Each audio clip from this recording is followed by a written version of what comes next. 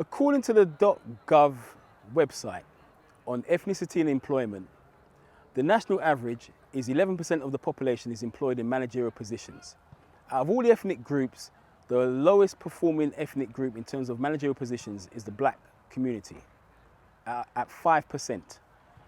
Does that mean that black people are less able to do managerial positions? Does it mean that black people are half as qualified to do managerial positions? Or is there a story behind some of these figures? My name is Rashid Nix and I'm the Equalities and Diversity Coordinator for the Green Party of England and Wales. In May 2019, I applied for a managerial position as campaign manager for the London election 2020 campaign. My background, and anyone who knows me, is that I've run elections for the Greens in 2014, 2015, 2016, 2017, 2018. I mean, I achieved some big results. You know, down in South London, in the last mayor's election, we were the best performing Green group across London. We got 26,000 votes. We got a 14% turnout. While the Greens across London were averaging 8%, we were doubling them. If the Green Party across London had performed at the rate that we performed at, instead of having 2 assembly seats, they would have 4 or 5 seats. So anyway, so I applied for the position and was not shortlisted, nothing at all. So when I requested some feedback, things got really strange. I feel like I've been screwed by the Green Party. They even asked me to go and advise the person that they gave the job to on how to connect with certain communities. Dare I say it, I've now taken a race discrimination case against the Green Party. The paper, to show that it's real, I'm going to cover my details out, is here. You can see it. Notice of claim, Thursday 24th of September and Friday 25th of September 2020. So we're in court and the Green Party can explain to the judge as to why they were interviewing less qualified people over me, even though they claim in their policies that they welcome applicants from the BME community and underserved communities. Let me see. What I can say is that the discrimination that I faced goes right to the top of the party. People that sat on the shortlisting panel are coming from the Green Party leadership, sit on the London Assembly. These are people that I actually went out and campaigned for to get elected into positions.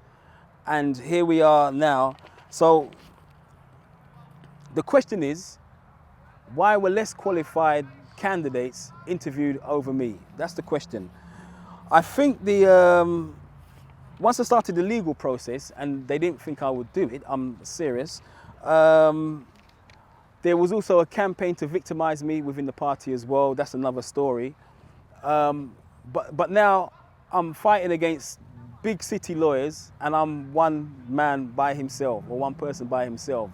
I currently have a legal bill of several £1,000s and I've paid some already, and I'm asking you, anyone who's watching this, to share this information across your social media networks, and if you can, please donate to my legal costs, because I'm not walking this path of least resistance. I'm walking the path of justice.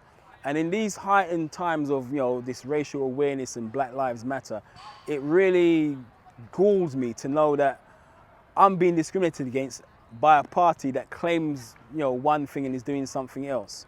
And I'm not jumping the bandwagon. Like I said, this was something that I put in place from last year, okay?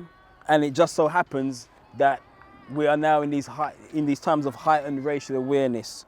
This is whistleblowing. Therefore, whistleblowers are protected under Green Party policy, because they would be coming for me otherwise. Whistleblowing. The Green Party did actually offer me a settlement, but the settlement included a confidentiality clause, basically a gagging order. Anyone who knows me, who knows where I come from, knows the one thing you can't do with Rashid Nix is gag Rashid Nix. You know, I've appeared on numerous TV shows and radio stations and written articles on behalf of the Green Party.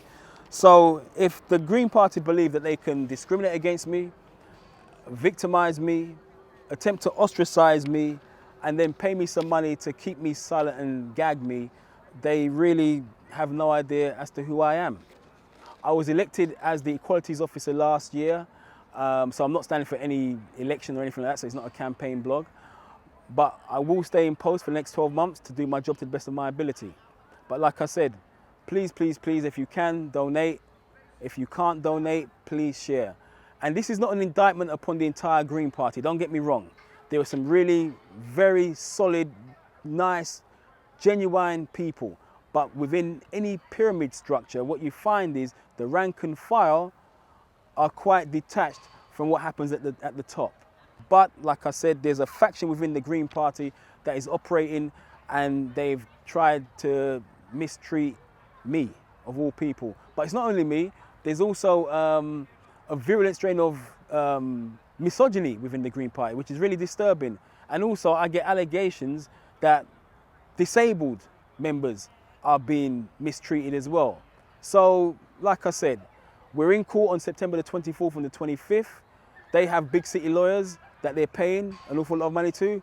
Me, all I have is what you can donate to me, because my personal funds have been spent up paying a lawyer so far, who's probably going to be really upset that I've done this, and he's probably going to leave me and give me a bill to go on with it.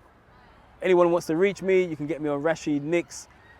Rashid, R-A-S-H-I-D, 360x at yahoo.com. I'm available for interviews and speaking engagements, or just hanging out and having a good time.